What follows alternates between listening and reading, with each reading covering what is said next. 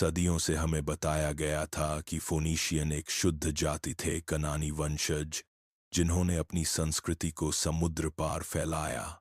लेकिन जब वैज्ञानिकों ने उनकी हड्डियों से सीधे डीएनए निकाला, तो सच्चाई ने हमारी सारी धारणाओं को तोड़ दिया। वे बिल्कुल अलग थलग नहीं थे। वे इतिहास के पहले वैश्विक नेटवर्क में से एक थे। सदियों तक फोनीशियन लोगों को मुख्यतः एक ही तरीके से वर्णित किया गया है, कनानियों के प्रत्यक्ष वंशज के रूप में, जो लेवंत में मजबूती से जड़ें जमाए हुए थे। उनका घर भूमध्य सागर के पूर्वी तट पर था। बिब्लोस, टायर और सीडन जैसे बंदरगाही शहरों में। ये शहर न केवल व्यापार के केंद्र थे, बल्कि सांस्कृतिक पहचान, भाषा और धर्म के प्रतीक भी बन गए थे, जो उन्हें उनकी कनानी जड़ों से जोड़ते थे। पारंपरिक दृष्टिकोण ने उन्हें अपनी भूमि से गहरे जुड़े हुए लोगों के रूप में चित्रित किया था, जो वंश में एकजुट और शुद्ध थे। शास्त्रीय लेखकों ने इस छवि को आकार देने में मदद की। हेरोडोटस, ग्रीक इतिहासकार, ने फोनीशियन लोगों को कुशल व्यापारियों के रूप में वर्णित किया, जिन्होंने समुद्रों में वस्तुओं और ज्ञान को फैलाया। असीरियन शिलालेखों ने उन्हें कुशल पोत निर्माताओं के रूप में वर्णित किया, जो बड़े साम्राज्यिक नेटवर्क में मित्र और प्रजा दोनों थे। बाद में रोमन विवरणों ने इस चित्र में और जोड़ा, उन्हें उपनिवेशवादियों और व्यापारियों के रूप में बताया, जो लेवंती संस्कृति को पश्चिम की ओर ले गए। इन सभी लेखों में वे कनानी जड़ों के साथ एक सुसंगत पश्चिमी सामी लोग के रूप में दिखाई दिए। पुरातत्व इससे सहमत लगता था। खुदाई में मिट्टी के बर्तनों की शैलियां मिलीं, जो फोनीशियन स्थलों में सुसंगत लगती थीं। प्रारंभिक अल्फाबेटिक लिपियों में लिखे गए शिलालेख उनके सांस्कृतिक संबंधों को मजबूत करते थे। तट के साथ बसावट के पैटर्न जीवन और परंपराओं की निरंतरता का सुझाव देते थे। यहाँ तक कि जब फोनीशियन साइप्रस, उत्तरी अफ्रीका और इबेरिया में फैले, तो विद्वानों का मानना था कि उन्होंने अपनी पहचान बनाए रखी।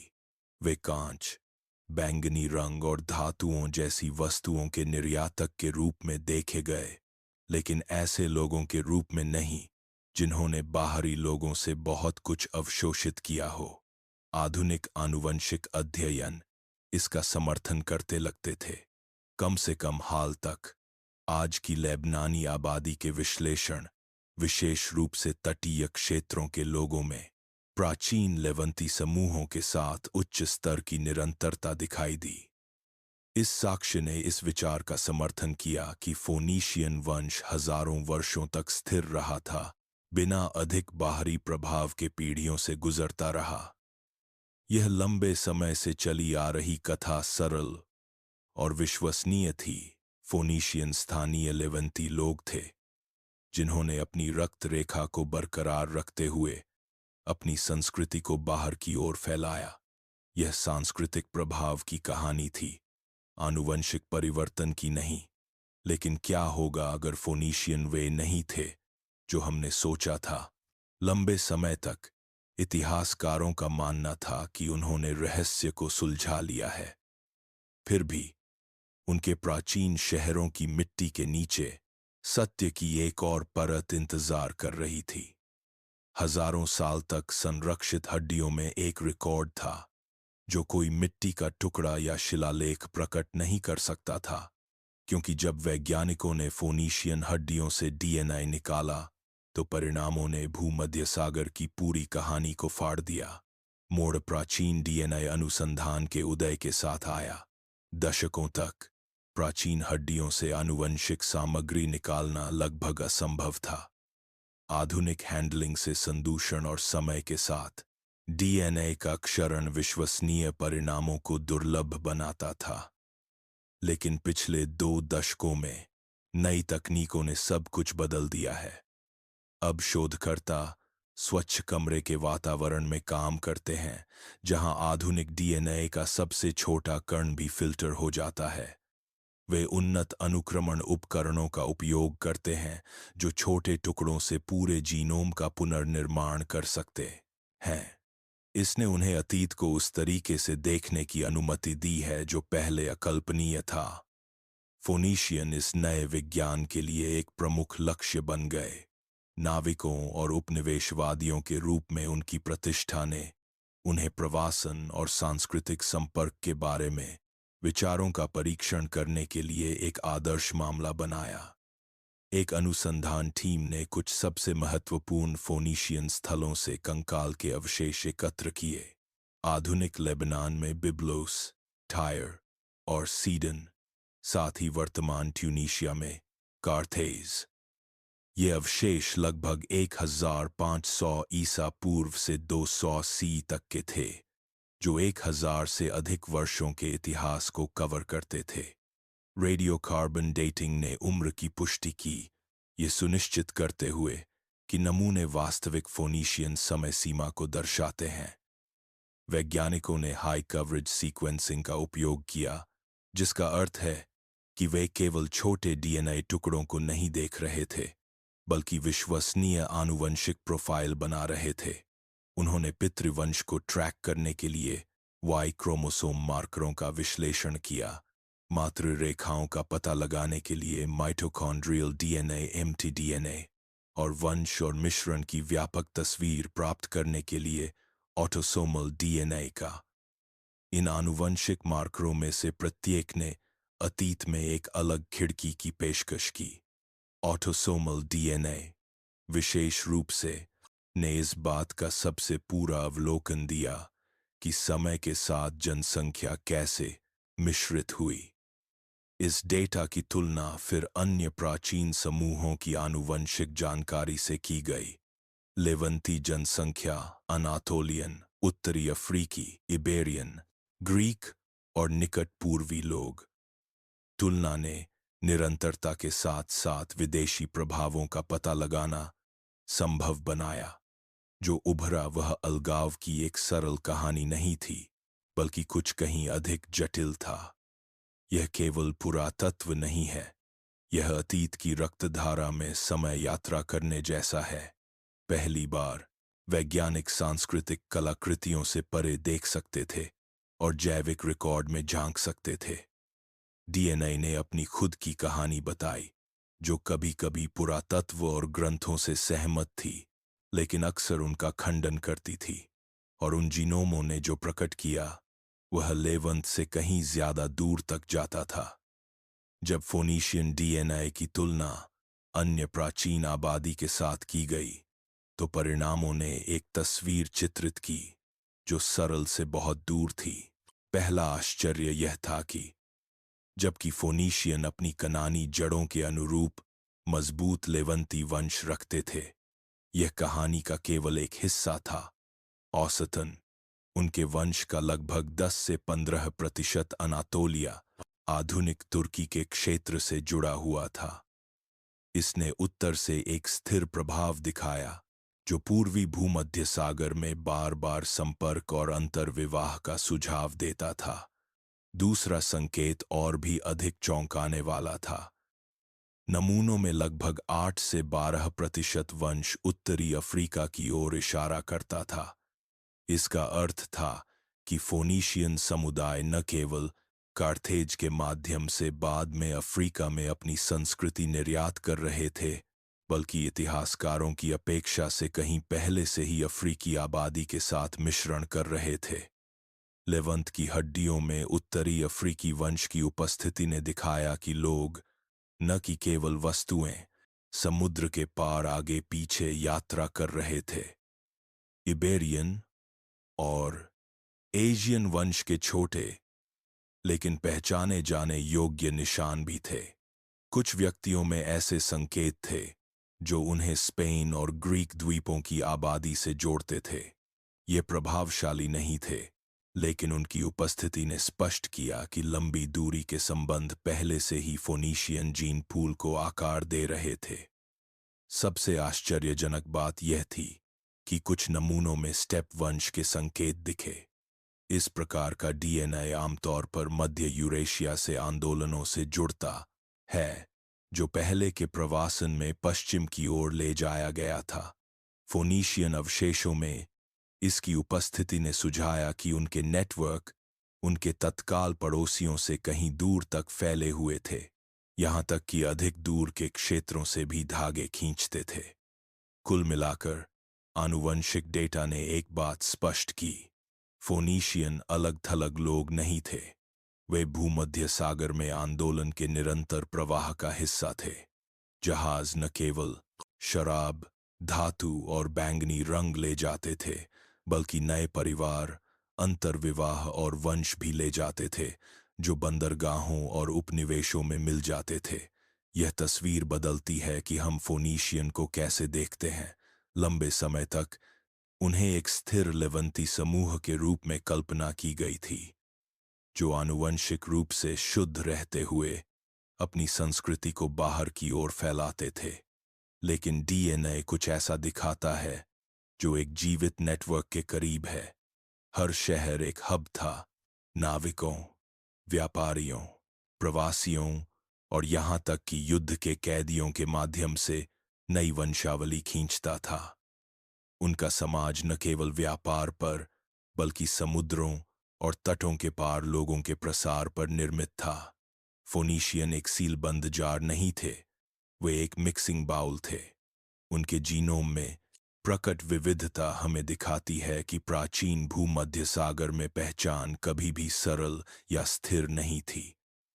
यह तरल, लचीली और संपर्क द्वारा आकारित थी। फोनीशियन एकल निश्चित समूह होने के बजाय इस बात के सबसे पहले उदाहरणों में से एक थे कि गतिशीलता वस्तुओं को स्थानांतरित करने जितनी ही लोगों को बदल देती है। लेकिन कहीं भी यह कार्थेज में इतना चौंकाने वाला नहीं था। कार्थेज को लंबे समय से फोनीशियन विस्तार का गहना माना गया है। टायर के बसने वालों द्वारा स्थापित इसे प्राचीन ग्रंथों में एक वफादार उपनिवेश के रूप में वर्णित किया गया था, जो उत्तरी अफ्रीका में लेवंती परंपराओं को ले जाता था। इतिहासकारों द्वारा बताई गई कहानी सीधी थी। कार्थेज ने अपनी फोनीशियन पहचान को संरक्षित रखा, लेवंत के पश्चिमी दर्पण के रूप में सेवा करते हुए। हालांकि डीएनए साक्ष्य इस विचार को सीधे चुनौती देता है। कार्थेजियन अभिजात वर्ग से लिए गए नमूने धन और स्थिति के साथ दफन व्यक्ति कुछ अप्रत्याशित दिखाया। उनके जीनोम ने महत्वपूर्ण इबेरियन संकेतों के साथ मजबूत उत्तरी अफ्रीकी वंश का खुलासा किया।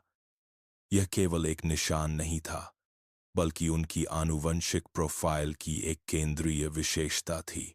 इसने दिखाया कि समाज के उच्चतम रैंक में भी स्थानीय आबादी के साथ अंतर्विवाह न केवल हो रहा था, बल्कि आम था। इस खोज ने कार्थेज को एक शुद्ध टायरियन चौकी के विचार को उलट दिया।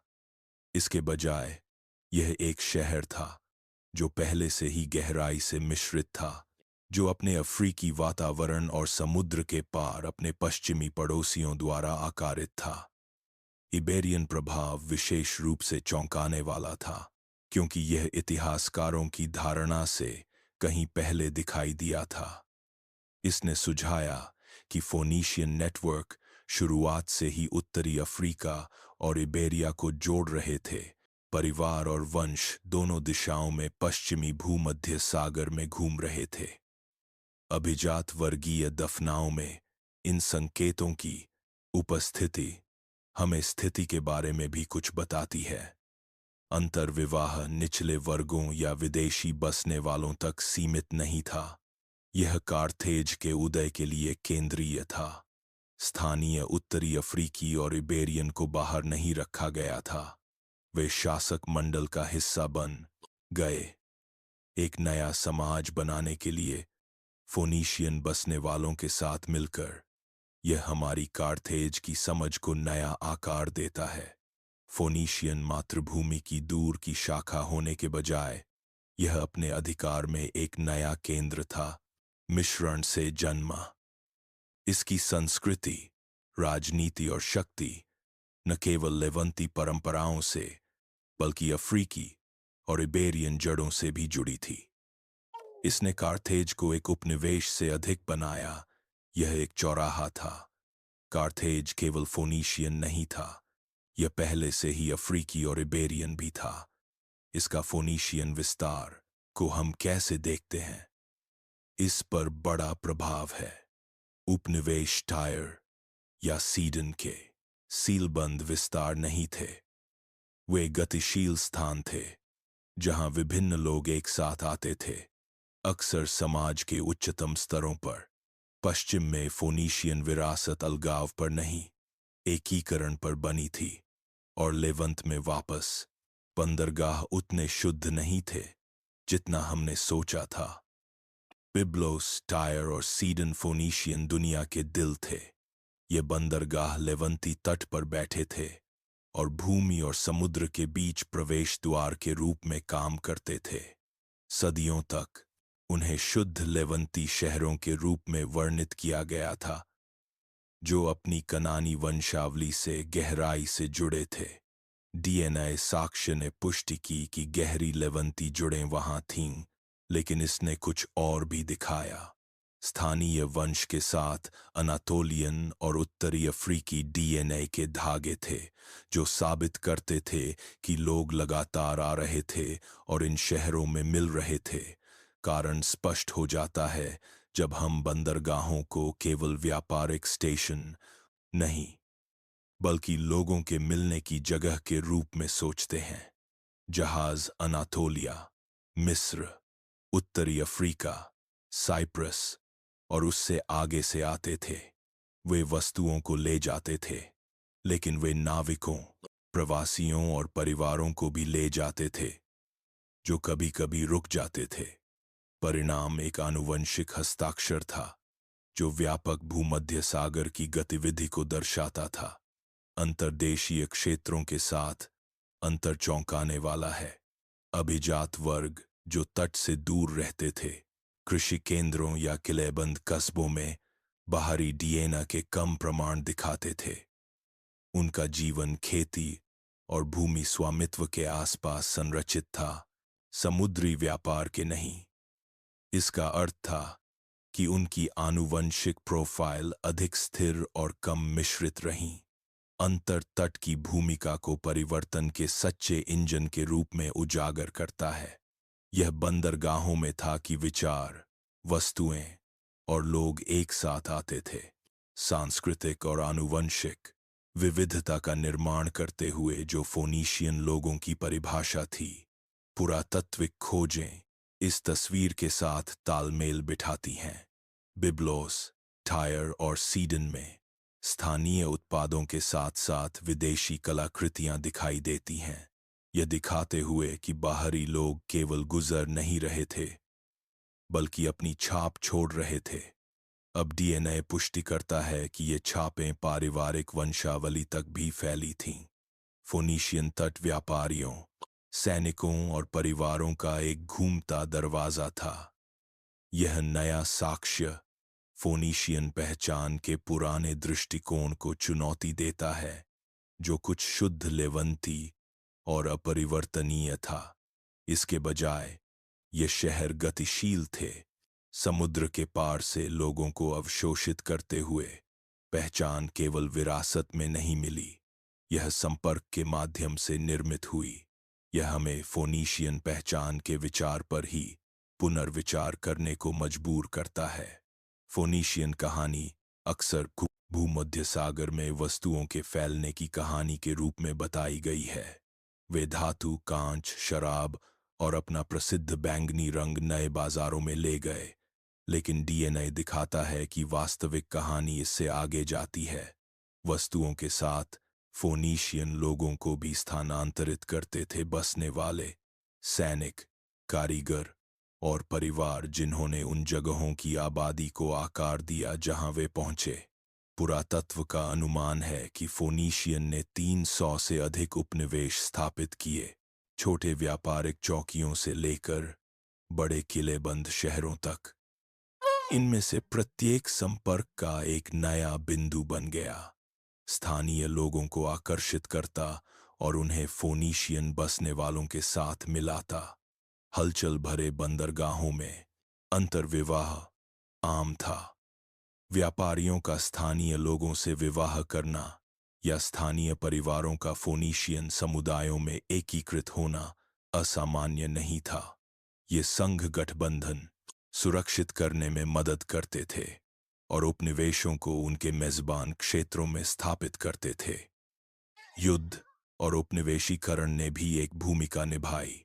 अभियानों में लड़ने वाले सैनिक अक्सर पीछे रह जाते थे, स्थानीय आबादी के साथ मिल जाते थे। नए क्षेत्रों में आने वाले बसने वाले अपने परिवार लाते थे या वहां नए शुरू करते थे। हर मामले में परिणाम सांस्कृतिक आदान प्रदान से अधिक था, यह जनसांख्यिकीय परिवर्तन था। फोनीशियन प्रभाव का प्रसार भाषा और धर्म में भी दिखाई देता था। अल्फाबेट, जो कनानी लिपियों से विकसित हुआ, भूमध्य सागर में न केवल इसीलिए फैला कि यह उपयोगी था, बल्कि इसलिए कि लोग इसे अपने साथ ले गए। नए क्षेत्रों में जाने वाले परिवारों ने इसे अपने बच्चों और स्थानीय समुदायों को सिखाया। धार्मिक प्रथाओं के लिए भी यही सच था। देवता और अनुष्ठान उन लोगों के साथ समुद्र पार करते थे जो उनकी पूजा करते थे। साझा परंपराएं बनाते हुए जो स्थानीय लोगों के साथ मिल जाती थीं। हरम फोरा, हर बैंगनी कपड़ा एक नए पारिवारिक नाम के साथ यात्रा कर सकता था। फोनीशियन हमें याद दिलाते हैं कि इतिहास को अकेली वस्तुओं के माध्यम से नहीं बताया जा सकता। वस्तुएं सीमाओं के पार जा सकती हैं, लेकिन जब लोग उनके साथ चलते हैं तो वे गहरे और स्थायी निशान छोड़ते हैं। डीएनए साक्ष्य दिखाता है कि व्यापारिक मार्ग केवल वाणिज्य की रेखाएं नहीं थे, वे प्रवास के राजमार्ग थे जो एक तट से दूसरे तट तक रक्त रेखाओं और पहचानों को ले जाते थे। तो अगर उनका डीएनए इतना मिश्रित था, तो इसका इतिहास की पुस्तकों के लिए क्या मतलब है? 2000 से अधिक वर्षों तक जिस तरह से हमने फोनीशियन को समझा, वह बाहरी लोगों द्वारा लिखे गए ग्रंथों से आकारित था। हेरोडोटस जैसे शास्त्रीय लेखकों ने उन्हें कुशल नाविकों और व्यापारियों के रूप में वर्णित किया, जिन्होंने अपनी मातृभूमि से कहीं दूर तक वस्तुओं और संस्कृति को पहुंचाया। स्ट्रैबो, ग्रीक भूगोलवेत्ता, ने उपनिवेशवादियों के रूप में उनकी भूमिका पर जोर दिया, जिन्होंने पश्चिमी भूमध्य सागर में लेवंती परंपराओं को फैलाया। बाद में रोमन लेखकों ने उसी कहानी को मजबूत किया, फोनीशियन को एक सुसंगत समूह के रूप में चित्रित किया जो अपनी कनानी जड़ों से बंधा था। पुरातत्व इन विवरणों की पुष्टि करता लगता था। फोनीशियन स्थलों में विद्वानों को दोहराए जाने वाले पैटर्न मिले, परिचित शैलियों के साथ मिट्टी के बर्तन, उनकी अल्फाबेट में शिलालेख और बसावट संरचनाएं जो लेवंत और इसके उपनिवेशों में सुसंगत लगती थीं। सब कुछ सांस्कृतिक निरंतरता का सुझाव देता था, बाहरी लोगों के उन्हें आकार देने का बहुत कम प्रमाण के साथ। इसने यह विचार बनाया कि फोनीशियन विस्तार मुख्यतः सांस्कृतिक प्रसार का मामला था। उन्हें अन्य भूमि में अपनी भाषा, प्रौद्योगिकी और व्यापार प्रणालियों को फैलाने वाला माना गया था, लेकिन बड़े पैमाने पर जनसंख्या मिश्रण के बिना। प्राचीन डीएनए अब हमें इस पर पुनर्विचार करने को मजबूर करता है। आनुवंशिक रिकॉर्ड दिखाता है कि लोग न कि केवल वस्तुएं भूमध्य सागर में घूम रहे थे। अंतर्विवाह, प्रवास और बसावट ने फोनीशियन जीनोम में स्थायी निशान छोड़े, केवल लेवंती समूह होने के बजाय जो प्रभाव को बाहर की ओर प्रक्षेपित करता है। वे जनसंख्या प्रवाह के सक्रिय प्रतिभागी थे जो कई क्षेत्रों को जोड़ता था। यह एक छोटा समायोजन से अधिक है। यह प्रसार मात्र मॉडल के मूल को चुनौती देता है जो छात्रवृत्ति पर हावी रहा है। पाठ्यपुस्तकों ने व्यापारियों को दिखाया, डीएनए प्रवासियों को दिखाता है। इस बदलाव का महत्व फोनीशियन से कहीं आगे जाता है। अगर एक बार सुसंगत और अलग थलग माने जाने वाले लोग इतने आपस में जुड़े हुए निकले हैं, तो यह सवाल उठाता है कि हम अन्य सभ्यताओं की व्याख्या कैसे करते हैं। क्या मिस्रवासी, यूनानी या मेसोपोटामियाई भी हमारी धारणा से अधिक प्रवास द्वारा आकारित थे? एक बार डीएनए साक्ष्य लागू हो जाने पर कितनी अन्य स्थिर संस्कृतियों को आंदोलन और मिश्रण के उत्पाद के रूप में प्रकट किया जा सकता है। और यह केवल फोनीशियन के बारे में नहीं है, यह सभी प्राचीन सभ्यताओं के अध्ययन को हिला देता है। फोनीशियन डीएनए से खोजों ने विद्वानों के बीच जीवंत बहस छेड़ी है। अध्ययनों में शामिल आनुवंशिकीविद परिणामों में मजबूत विश्वास व्यक्त करते हैं। वे सख्त संदूषण नियंत्रण की ओर इशारा करते हैं, जिसमें बांझ स्वच्छ कमरे और रासायनिक जांचें शामिल हैं, जो सुनिश्चित करती हैं कि कोई आधुनिक डीएनए नमूनों में हस्तक्षेप न करे। हाई कवरेज सीक्वेंसिंग, जो विश्वसनीय आनुवंशिक प्रोफाइल पैदा करती है, उन्हें और भी विश्वास दिलाती है। इन वैज्ञानिकों के लिए उन्होंने जो मिश्रण के पैटर्न पाए हैं, वे वास्तविक हैं और प्रयोगशाला की त्रुटियां नहीं हैं। हालांकि पुरातत्वविद सावधानी बरतते हैं। वे डीएनए के महत्व को स्वीकार करते हैं, लेकिन बहुत जल्दी निष्कर्ष निकालने के खिलाफ चेतावनी देते हैं। एक चिंता नमूना आकार है। फोनीशियन स्थलों की विशाल संख्या की तुलना में अब तक केवल सीमित संख्या में व्यक्तियों का परीक्षण किया गया है। एक और मुद्दा पूर्वग्रह है। कई नमूने अभिजात वर्गीय दफनाओं से आते हैं, जो सामान्य आबादी की आनुवंशिक वास्तविकता को प्रतिबिंबित नहीं कर सकते।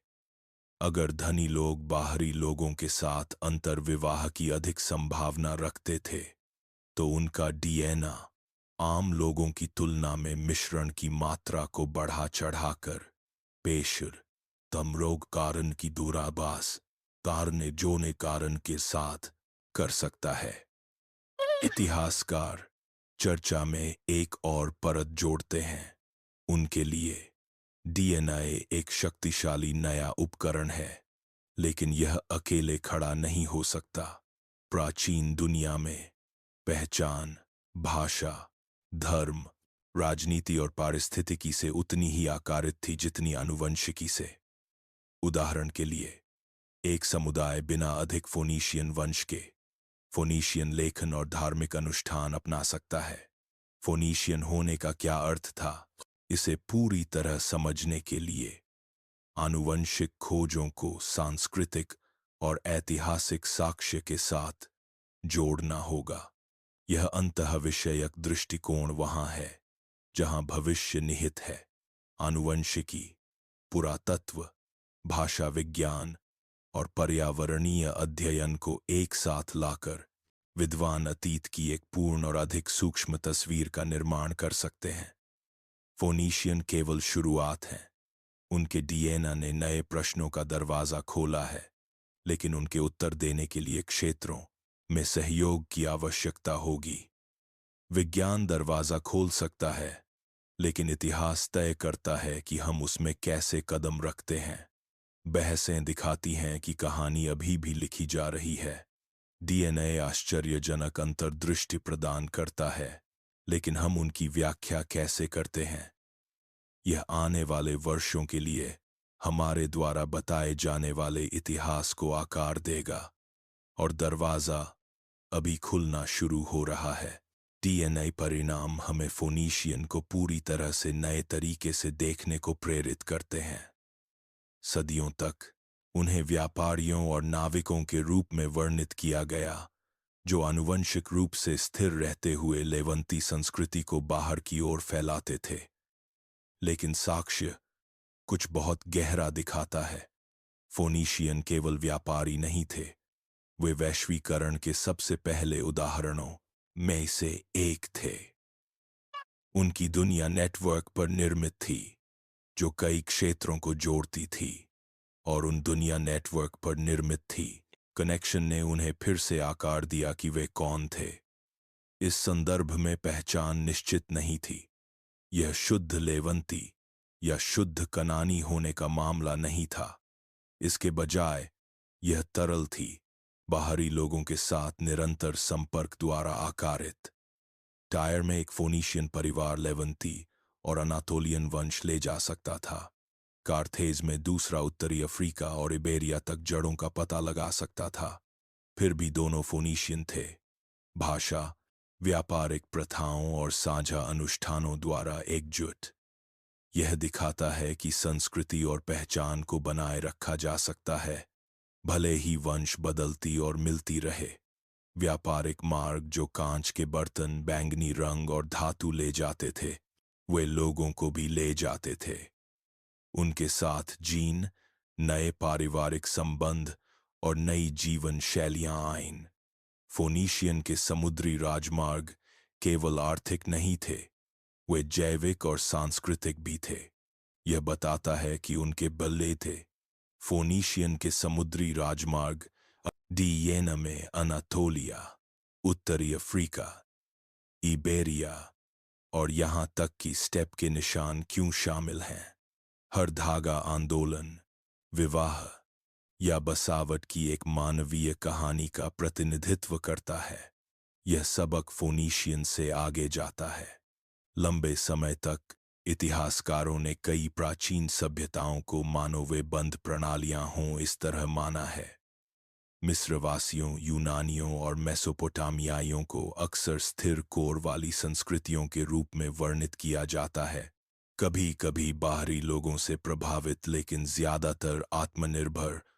फोनीशियन डीएनए दिखाता है कि यह धारणा भ्रामक हो सकती है।